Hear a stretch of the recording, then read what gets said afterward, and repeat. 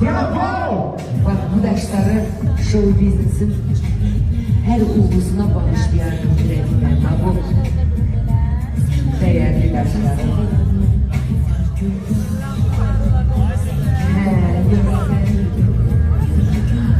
Kaşlardan doğrulunca seni çünkü size daha yakına. Bizim Aygün'ün Eline bakma, ad gününde bere bakma, önde şarkı. eline bakma benden eline bakma, Yüreğimi sıkma, gücüm çakır yok desen bile.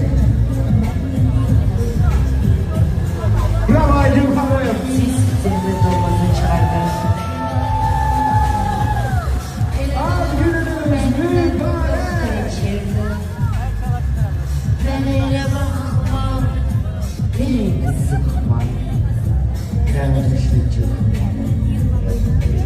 Sarı götürer çıkacak. Erkek yazımı.